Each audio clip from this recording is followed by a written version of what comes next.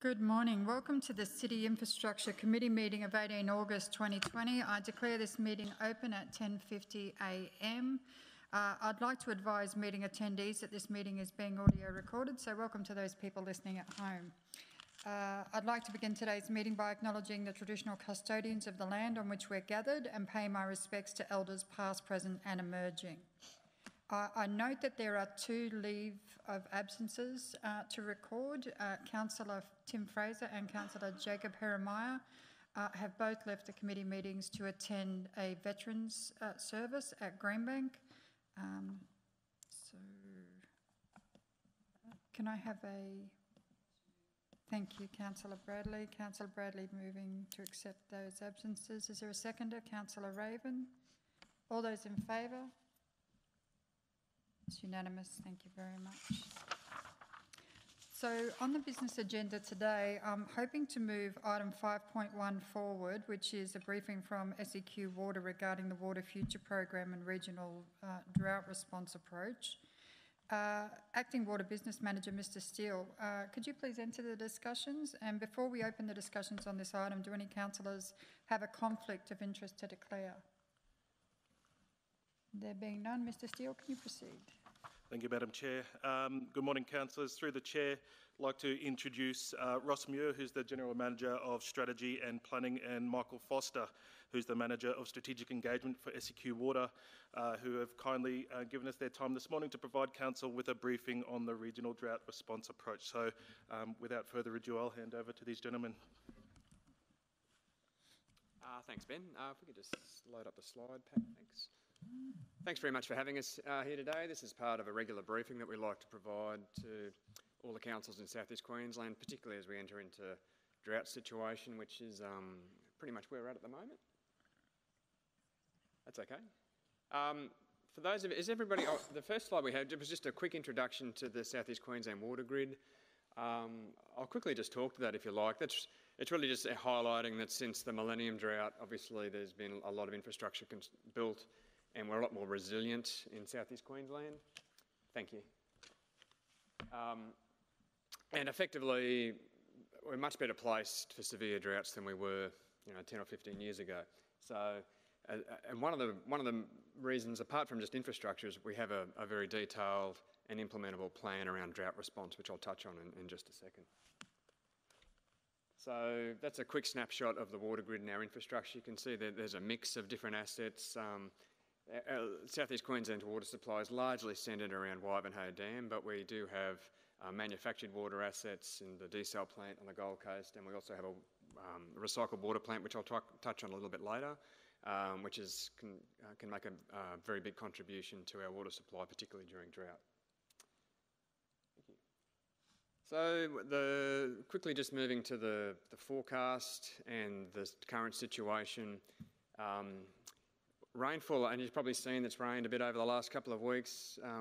Rainfall itself doesn't really break a drought or give us good inflows. We need runoff from our catchments, and that's very much dependent on how dry those catchments are. So the chart there, and it's quite detailed, but what it's really saying is the catchments are somewhat dry, but probably not as bad as they were this time last year when they were extremely dry. So we would need right now around about, say, 100 mils of rain over a very short period of time to start to generate runoff into dams.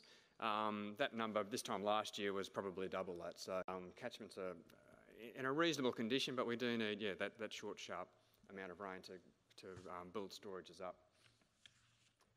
Our current storage situation, so the combined grid level across South East Queensland is just around 62%, just a tad under that as at today.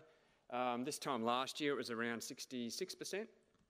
So whilst we had some rain back in February, which put about 10% into the dams, we've continued to eat away at those storage levels over the last few months. I guess the good news is, however, over the next few months, the Bureau of Meteorology is forecasting slightly higher than normal or higher than median rainfall or greater chances of that. And we're not going to see the terribly hot, dry conditions that we got last year, which really had a massive impact, particularly on demand and evaporation in South East Queensland. So whilst we're a little bit lower than what we were this time last year, the outlook's probably a bit more positive, put it that way. If we look at the drawdown rate, so on the, you'll see there, probably the one that matters is the line with the arrow pointing to the box. So that's showing you the storage position as it has been over the last few months. Then in that box, we then look at if we had the same rate of storage drawdown we had last year, which again was very extreme, where would the grid be over the next few months? And that's telling us that really we're going to be hitting a 60% probably next month in September. And probably the other important one there to call out is when we get to about 50%, which is about February next year, again, assuming we have a really aggressive rate of storage drawdown that we saw last year. Thank you. The water saving campaign is a piece of communications that we put into the community around about this time in the drought response to try and, first of all, get people more aware and of the need to save water, but also provide more information to the community about how they can actually save water and the things that matter.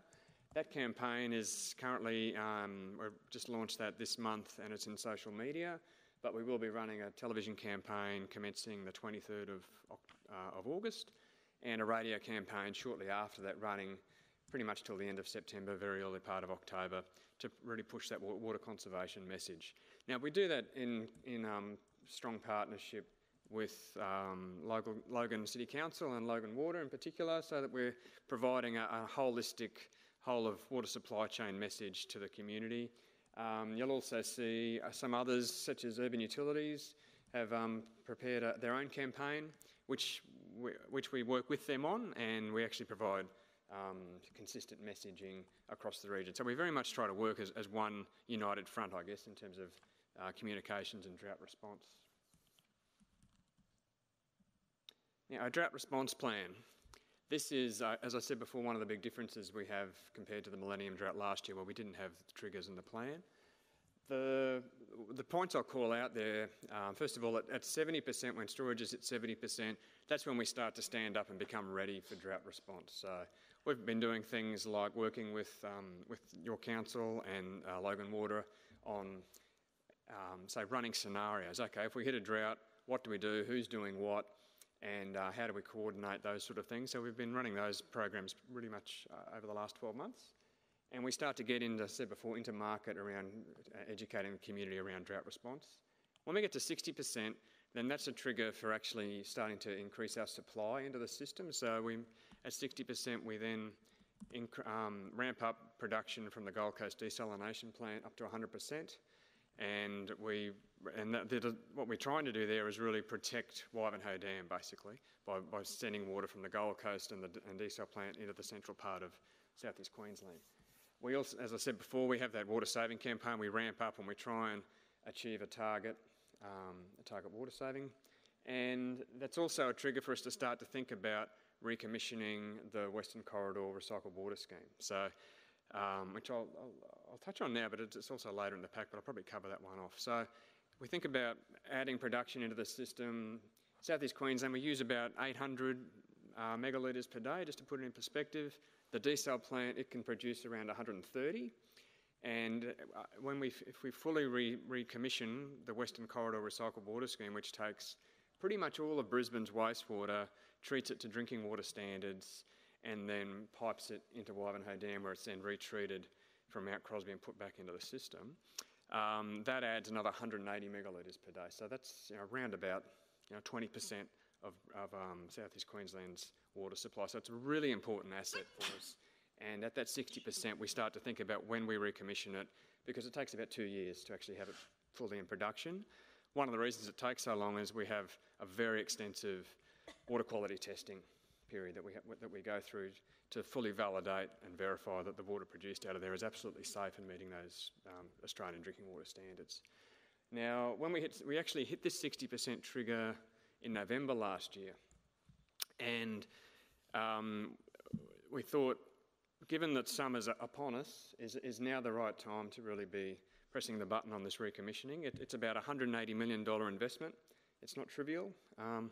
And we took the position to say, look, we'll wait through summer and see where that takes us and give us a chance for good summer inflows. And as it turns out, those inflows occurred, as I said, and it turned out to be the right call.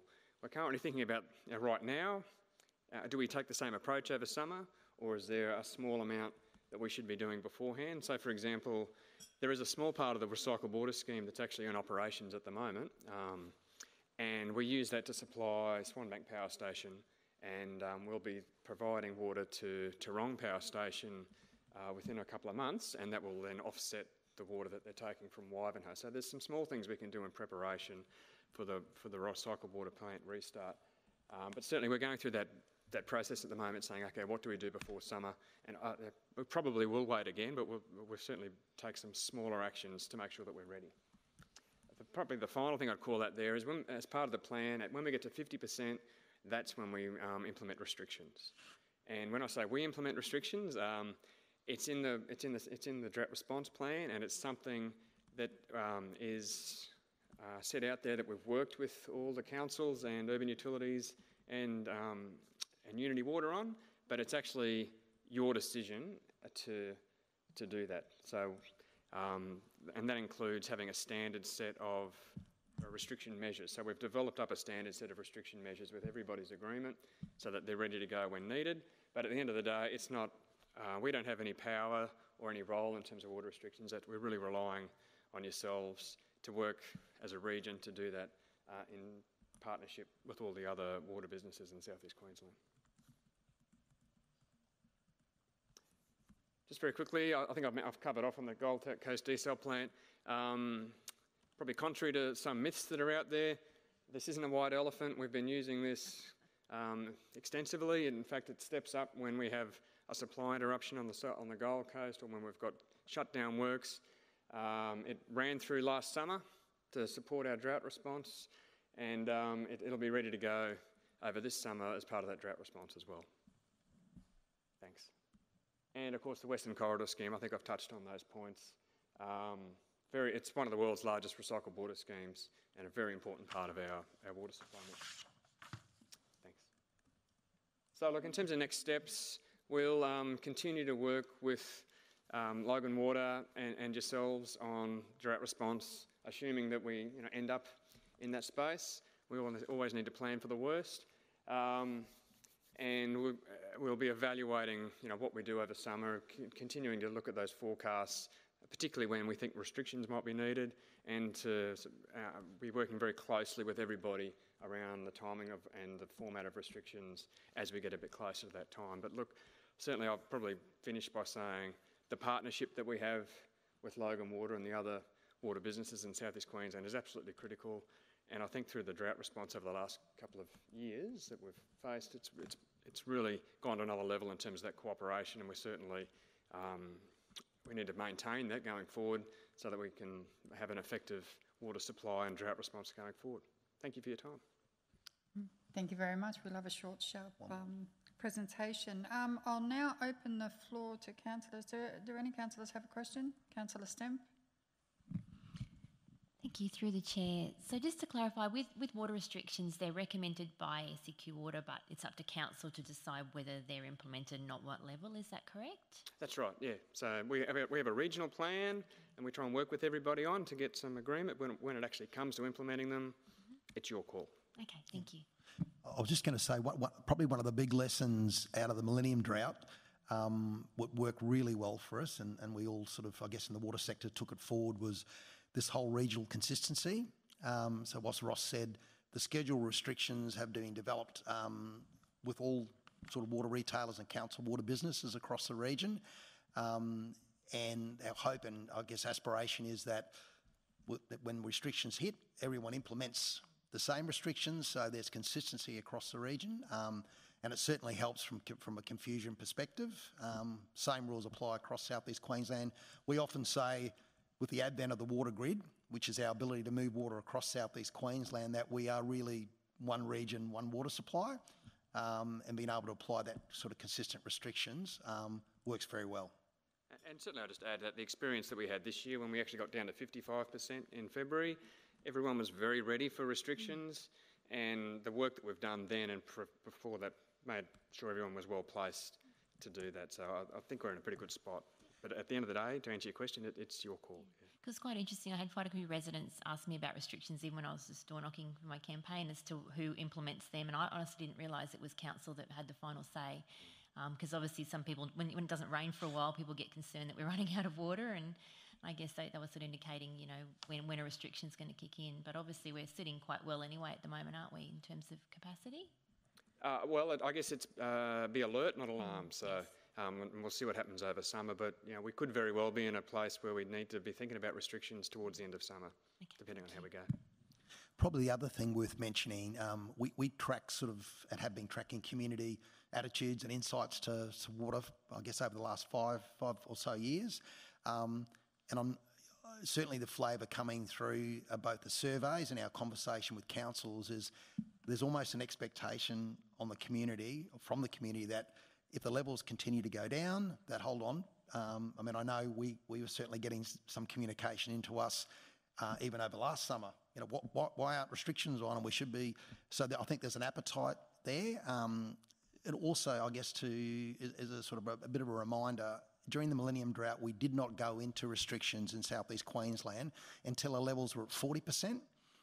So certainly we're going in earlier, but I guess our plan has been designed to utilise the assets, key assets that we've got, before we start to impose restrictions on the community. But I guess the data is showing us that there is a desire and a willingness. And even if you look at our water consumption since the drought broke, we're all using about 300 litres per person per day prior to the Millennium Drought. So we're amongst the biggest water users in Australia.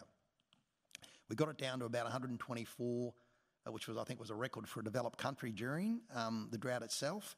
In the decade or so since, the average for southeast Queensland has been about 170 litres per person, so almost half of what we're using, and that's been held pretty strongly over the last decade and a bit.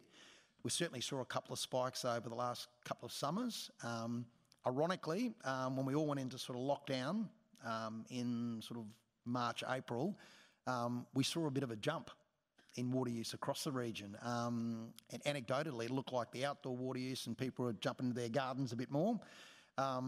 We did do a bit of a social campaign in response to that, and over July we saw the average across the region drop to 144 litres per person. That was a 6-year low.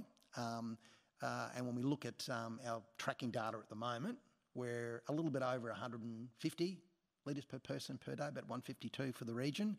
And our target, if we hit 60, our target we're asking people to conserve is around that 150. So that's also a pretty good sign from where we're sitting at the moment. We've got good forecasts compared to last year. Consumption's holding.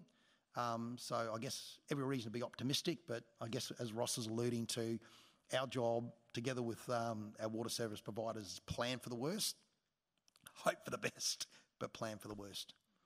Thanks very much. Councillor Bradley.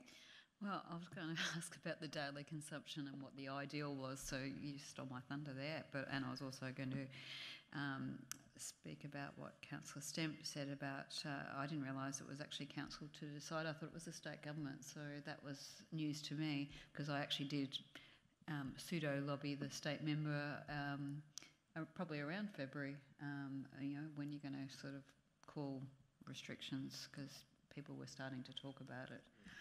Can I just ask a left field question around Wyalong Dam? There's a lot of tree planting there. Is that southeast? Is that you? It's us, yeah. Yeah. Oh, it will be around the dam. So we've got some offsets. So it's offsets. That's what I was wondering, if it was offsets. Okay, thank you. Any other questions from any other councillors? No worries. Now, I think we've got a motion to thank Ross Muir and Mark Foster for their presentation and their report today. Is that? I'm happy to move that, Madam Chair. Thank you very much. So that the Water Business Manager be requested to thank Mr Ross Muir and Mr Michael Foster from SEQ Water for their presentation. It's moved by Councillor Bradley, seconded by Councillor Karansky. All those in favour? Thank you very much. Thanks for your time. Thank you very much, gentlemen. Thank you. Okay, so we're moving on to item 4.1, which is the 2019-2020 Logan Water Capital Works Program Performance Report. I refer to item 4.1. Can the Water Infrastructure Manager, Mr Goodhue, please enter the discussions? And before we open these discussions on this item, do any councillors have any conflict of interest to declare?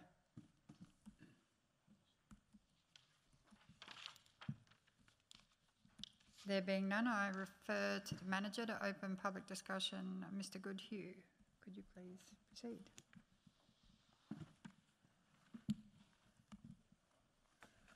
Thank you, Madam Chair. There's a slide pack associated with this this report. I'm not sure whether the technology is available through our technical support.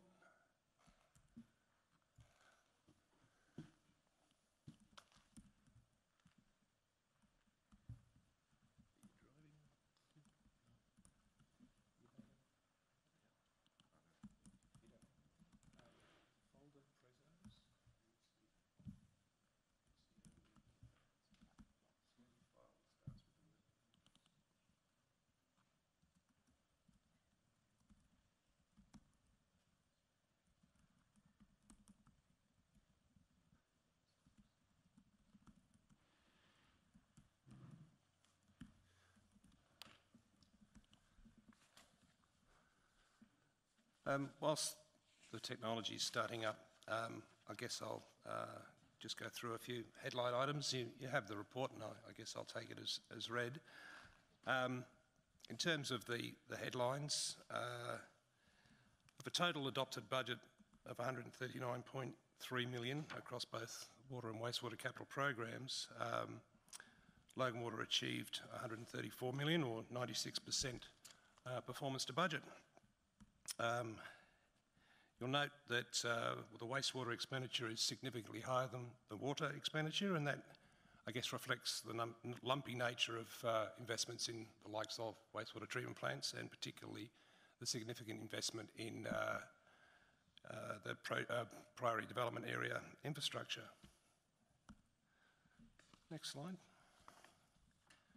So in terms of some high-level statistics, we have 190 council and water partnership staff on the books, if you like, with around about 450 that work on sites, workers on site, and indeed lots more providers of materials and services. 25,000 megalitres of water was provided across the city last year, and to put that in context, a megalitre is about an Olympic swimming pool full of water, so a fair chunk. And we undertake customer satisfaction surveys in all works that we do out in the field, and our I guess, satisfaction response rate was of the order of 93%. So, a large number, 39 kilometres of relined wastewater pipes, 26 of new wastewater pipes, 26 kilometres, 5,500 new water meters, 4,000 water hydrants replaced and maintained, 7 major pump stations and 1 new treatment plant being Cedar Grove. From a safety perspective, we performed 660,000 working hours with 0 lost time injuries and 0 significant environmental incidents. We certainly make every endeavour to engage local suppliers as much as possible. When I say local, SEQ Water in particular, so 78% of all our construction contracts were let within SEQ, and 22% of those had a base within Logan. Next slide, please. So rather than go through the detail, it is all in the report line by line of the program itself and the outcomes. I thought I'd just touch on, I guess, some of the highlights. So we commenced the rollout of our smart water meter program, focused initially on a targeted group of customers. That program will roll out over the next handful of years, 4 to 5 years, out to 2023. In terms of reservoir renewals, we completed the annual program to upgrade water pump stations and reservoirs to maintain service levels. Photo of Spring Mountain, if that's familiar. Water supply network renewals. We completed the annual program to upgrade water mains, valves, hydrants and water meters to maintain service levels. In terms of new infrastructure, we achieved practical completion of 5.3 kilometres of sewer mains and a pump station to serve the Bar Scrub development area. The Logan Home Biosolids gasifier demonstration plant is fully operational and trials have met all target outcomes to date. The photos there of, I think it was a couple of weeks ago, council tour of the demonstration facility and a shot of the end product being the biochar. Cedar Grove Environmental Centre, so the treatment plant in the Environmental Centre is now operational. I think I've mentioned previously that there's a community open day planned for, I think it's the 18th or thereabouts of September. The official opening by the Mayor and Cherise Mullen MP, I think, yes. A couple of weeks ago, it was well received. And so for all, that's now reached practical completion and is fully operational, accepting flows from Greater Flagstone. Along the major trunk main infrastructure, which is the next slide, 20 kilometres of trunk mains and 4 pump stations serving Greater Flagstone PDA for treatment at Cedar Grove is now complete and fully operational.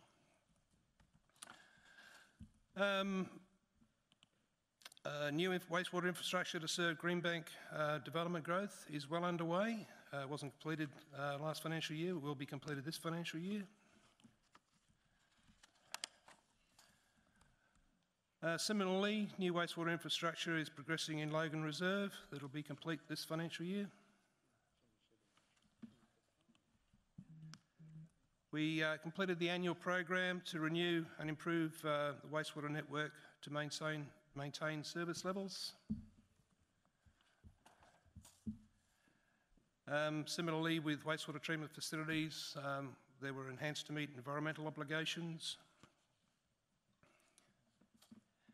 And we completed the annual program to upgrade wastewater pump stations to maintain service levels. So I guess that's the capital works program in highlight and snapshot, and happy to take any questions. Thanks very much. Councillor Bradley? I can actually vouch that you do buy local because I put up a post on my social media, as you do, when I went to visit the Cedar Grove Environmental Centre, and I had someone comment that they were a local supplier, so thank you for that. And I also want to pass on my absolute sincere thanks, particularly to Daryl, recently when Priestdale Road had to be closed for a long period of time and it was only opened on Monday, and there was I suppose a fair element of community concerns with a closure of a road and people going through residential streets that aren't really supposed to have the volume of traffic. So I want to pass on my sincere thanks for Daryl for acting quite quickly when I asked if the community could actually receive a letter update of what was going on, and that was received very well. So thank you sincerely for that. I think communication is so important. If people are informed, they're usually okay that once they're informed, but it's the not knowing and puts a lot of anxiety on people. So yeah, sincere thanks. And I know with the upgrades, which was the last slide that you presented there, Tony, I know there are residents who have water going through their houses and they will really appreciate those upgrades so that they can actually have further upstream, so to speak, have their pipes renewed and have those issues resolved. Thank you. Mr Mayor. Thank you, Madam Chair. It's not a question, it's just a statement.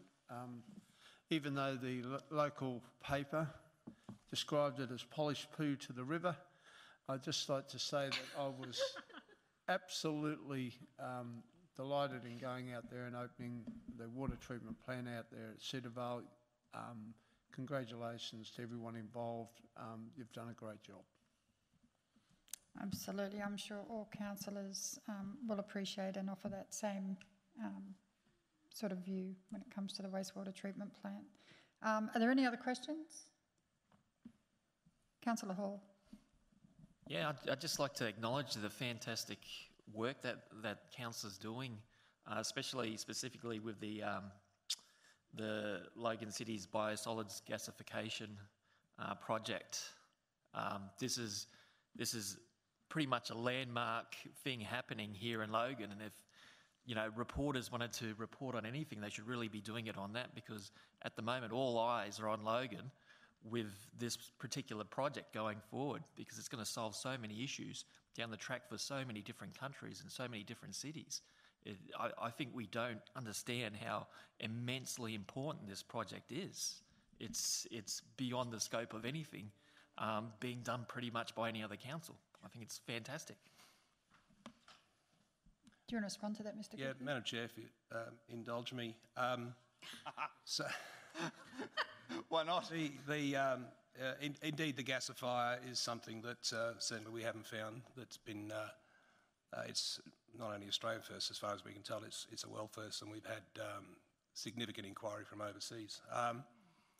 The most notable one was a borough in New York. Is that what they're called? Borough? Whatever.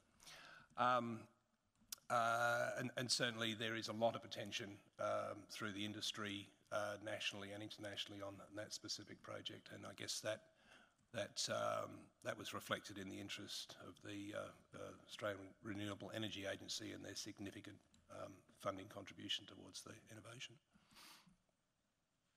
Thank you. That would be lovely if it was reflected in the media as well.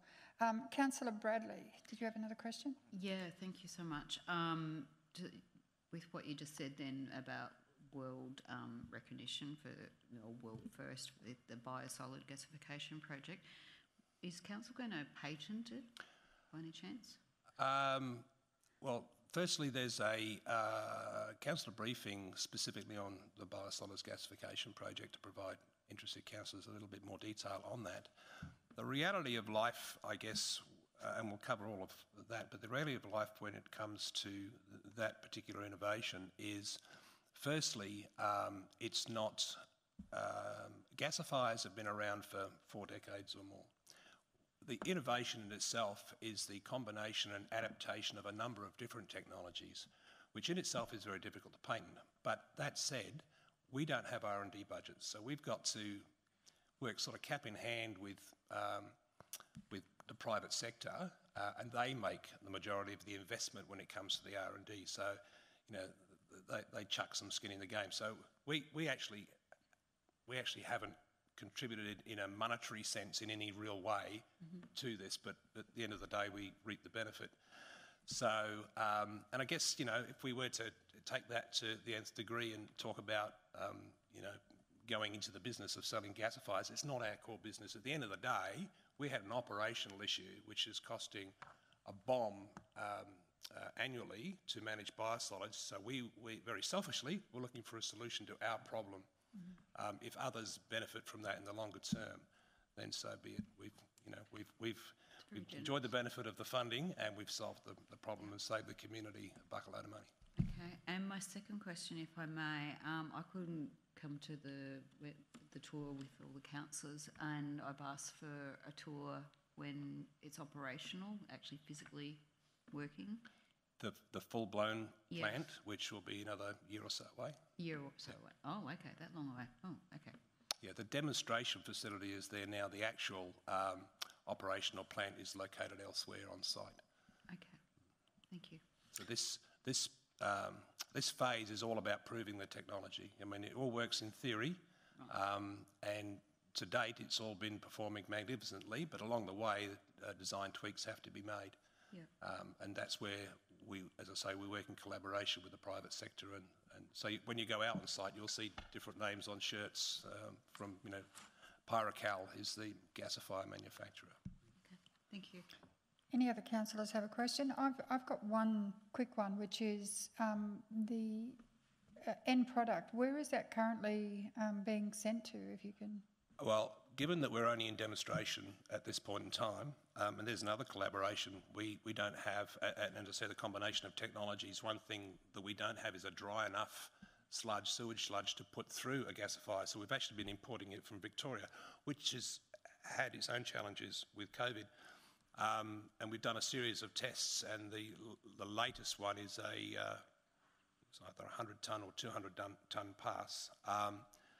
And of course, samples are taken along the way, and we've got to prove that it's doing all the things that it's set up to do. I won't go through that detail. But so we haven't got great volumes at this point in time. But another, I guess, condition of the arena funding was, they were looking to see whether they can get some proportion of the, when we get to a point where we've got volumes that we could sell, firstly we have to have a market for it, and the likelihood is it'll either be as a soil improver, either for agricultural use, or indeed an additive to potting mix, because the nitrogen and phosphorus are still bioavailable, but all the carbon and everything else is locked up. So when we get to that point of having the sufficient volumes, we'll have to have firstly, likely, a disposal pathway, which will probably follow what we're doing now and sending it up to Darling Downs, but keeping in mind that we've reduced volumes by 90%, so the costs are minimal compared to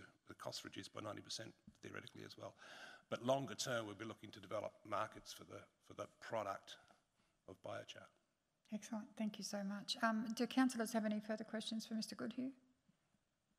Do we have a motion? Thanking. Happy to move Just it. to be received. Oh, Councillor Bradley, pardon me. Happy to receive. Oh, thank you very much. Do we have a seconder for that? Councillor Raven. All those in favour? Thank you very much. Thank you, Mr Goodhue. That marks the end of the Water Infrastructure Manager's reports. Is there any general... No, there's one more? Oh, hang on, we flipped. How do you sleep? There we Tony? go. All those eyes on you. Thank you very much. See, this is why we have directors. Item 5.2, Trade Waste Policy. I refer to item 5.2. Before we open discussion on this item, do any councillors have a conflict of interest to declare?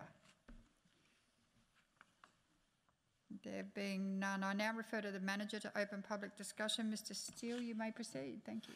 Thank you, Madam Chair. Councillors, the purpose of the trade waste policy is to apply a bit of a consistent and clear approach over our existing trade waste conditions and framework, which will provide some clarity to council officers across the organisation and to customers when it comes to approving and issuing trade waste applications and assessments. So the policy doesn't introduce anything new from a trade waste perspective. It just provides clarity over our existing and complex framework and current system. That's over to you, Madam Chair. Mr Steele, you're very quick. Mr Mayor. Yeah, thank you, Madam Chair. I just want to ask a question. Is this a policy or just motherhood statements? Sorry, Mr Mayor. Is this a real policy or is it just motherhood statements? When we've been working with our development assessment branch, we've had to create a policy so that we can have some... yeah, it's just when I read it, it's to me, it's... I was wondering if this is it. Is this all there is? Yes, the policy sits over the more detailed standards and requirements, which are much more comprehensive and sit behind that. The policy is intended just to provide clarity over those existing arrangements. You need devil in the detail. Do councillors have any other questions for Mr Steele? Yeah. Councillor Bradley. Yeah, if there's more detail underneath this policy, how do we know what that is? How can we get access to that before, is it possible for that to be sent to us? Yeah, more than happy through you, Madam Chair, to issue that to councillors if that's required. Thank you very much. So that'll be sent by email, Mr Steele? Yes, Madam Chair. Thank you very much. No worries. Any other questions? Do we have a... So we've got a motion on trade waste policy 5.2 that the proposed trade waste policy is attached to the report of the Water Business Manager dated 18 August be adopted, that the Corporate Governance Manager be requested to update Council's policy register in accordance with clause 1 above. Do I have a mover? Councillor Raven, a seconder. Councillor Russell, all those in favour? Passed. Thank you very much, Mr Steele. That marks the end of the water business. Mr Director, do you have any business for the committee? Do any councillors have any business? We're moving to general business. Councillor Bannon? I've got general business. You've got general business. Councillor Bannon, would you like to proceed? I'd like to bring up to council that the Director of Water Infrastructure be requested to prepare a report to a future City Infrastructure Committee reviewing the potential delivery options for the road infrastructure, including an alliance model. The reason behind that is we do have a substantial amount of money in reserve. The roads are a hot topic, especially around where the western area, from design, lack of wildlife corridors to delivery of the roads. I just think that we could streamline it. I think our water model is award-winning, as we just proven with, I think, a 92% completion rate. So I just want to see if there's options that we could do to deliver our roads faster and spend some more money and create some jobs. Thanks very much, Councillor Bannon. Mr Director. Thanks, Madam Chair. Yes, we'll be prepared to do a review and support that, a review of the delivery options, recognising that the model for water will be different to a model for roads. And obviously we would be looking at the pros and cons of the various processes from our current process, and certainly look at an alliance model and what the benefits might be, and also what were the costs and the challenges that are associated with, because it is not an inexpensive exercise to establish an alliance model. Thanks, Mr Director. Councillor Bradley, did you have a question or were you seconding it? No, I'm happy to second this. Okay, I've got Councillor Raven who had a question. Not a question, just a comment. It's given the current climate with the economy and all levels of government looking for infrastructure spending to create economic activity and create local jobs, I can relate to Councillor Bennon's frustration that we have significant reserves that accumulate over time from infrastructure charges and other sources in Council's budget, but there's lag in delivering on those projects. I know one project in particular which, before going into administration, I was told would be delivered in 2021, and I was looking forward to that, as were the residents that I door knocked when they asked about how far away that upgrade was. But now come back into the building and I'm told, oh no, wait, sorry, that's 2024, councillor. That's a significant blowout in timeline, and a lot of it seems to be around design.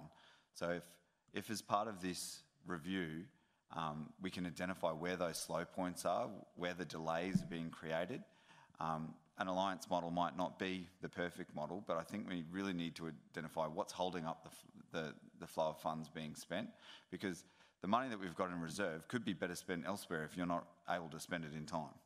And I know some of it is committed to roads, so it has to be spent on roads, which means that basically find a way to get the design moving so you can get the ratepayers' money spent, because at the moment, sitting with that money in the bank instead of actually delivering on infrastructure, which the community is crying out for with the amount of development we have in the southwest of the city, just isn't cutting the mustard.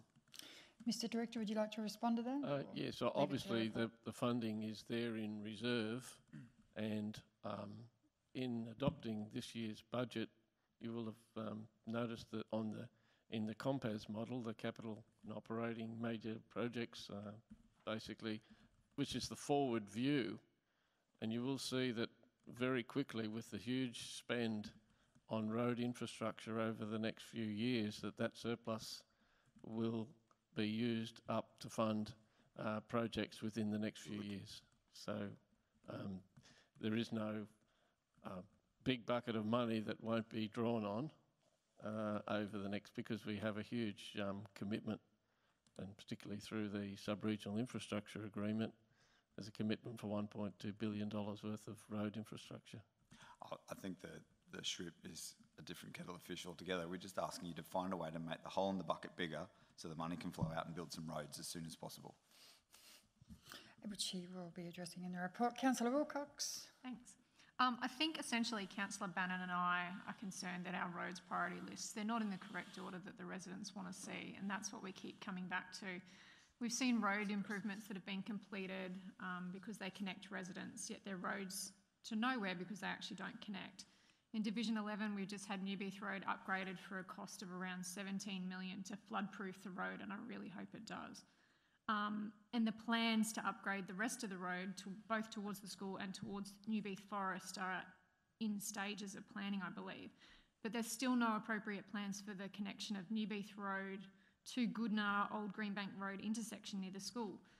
Now, Newbeath Road only connects local residents at present to Goodnar Road, Old Greenbank Road, and the connecting of Newbeath Road to Flagstone is still only in the pipeline with no time frame. So connecting or upgrading the rest of Newbeath Road, for me, is an expensive upgrade to a road that essentially doesn't connect the residents. It's no quicker alternative into and out of the division, and it's still only single carriageway. Both Councillor Bannon and myself, and possibly a couple of other councillors, we've got gravel and dirt roads, no curb and channeling, and single carriageways in our division. Whilst we're not seeking to have all of our roads fixed now by sealing them, we actually want to have a quicker and safer drive home for our residents. We actually like some of our roads being gravelled because there's some hidden gems down those roads. But there are some roads within the past 10 years within my division that have had very little or no money spent on them, and for the amount of increased traffic due to the PDA and the development in the division, it's not appropriate and they need to be fixed. My residents are frustrated that they sit in traffic on their drive home, sometimes between 20 and 30 minutes on the Greenbank Arterial to get past the Greenbank State School, and often sit as far back as Caliuta Street, Greenbank on Middle Road. And by the time you get past the Andrew Road roundabout, you will often have people driving up the dirt side of the road between the houses and Middle Road, flicking up dirt and dust, and generally making those of us that have done the right thing and sat in the traffic patiently waiting, frustrated and annoyed. They are frustrated at hearing that Logan City Council inherited our suburbs in our division from voters at council. It's been over a decade. Let's all move on. They are frustrated at hearing that we don't have the population to support our roads being upgraded. We do have the population. We're just spread out on acreage blocks that you have to drive through these areas to get to the concentrated new development areas. But I'm wondering where the figures for population come from. I've just received an email from Pete, and their figures for residents for the Greater Flagstone area sit at around 9,000 people.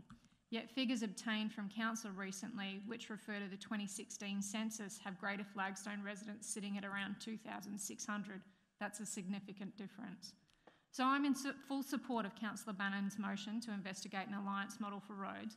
We need to get our residents moving so they can get to work, school, appointments, home, and not get held up at sitting in traffic for 20 to 30 minutes that would normally take 5 to 10. And just because our residents, for those of us that choose to live on acreage in Division 11, it does not mean that we should have to wait 5 to 10 years in the future to get a dual carriageway. So let's get our residents moving by improving the delivery of roads infrastructure in a timely manner. Thanks. Hear, hear. It's harder to follow. Does anyone have any other questions or comments in relation to this motion? No, but it was a good Mr. Director? speech. No? Okay, so Councillor Bannon has put forward a motion. We have a seconder for the motion? Yep, myself. Oh, sorry. Surely it Yes. Councillor Bradley would like to, she put her hand up first to second that. All those in favour of the motion? There are none against. Thank you very much. Do we have a date? I didn't stop to think of that. It's obviously not a quick one, so whatever sort of suits the department, like around October committee, and like probably more of what Darryl thinks the time would be needed. I think to do a full review of a delivery model and alternatives comparison, I think we're talking a few months. It's not going to be quick. Rightio. We'll see So, in January. So what committee? Sorry, through the chair, what committee would you say, Darryl, November or October or? Well, not having even scoped the issue at this stage, I'd be reluctant to put too fine a timeline on it, but it certainly won't be much before the end of this financial year. can we put, I know this is probably out of the ordinary, but if we can put a progress report on it for the October committee meetings, that way you can tell us how you're heading down the track with it, and we can put forward a time limit then. Yep, we can actually do a scope and just confirm the scope back with you before we, because it's, as I said, this is a significant exercise. Rightio. So does anyone have any other general business they'd like to raise today? There being none, you have no material for anybody? Thank you very much. That completes our agenda for today. I declare the City Infrastructure Committee meeting of 18 August 2020 concluded at 11:39 a.m. Thank you very much, everybody.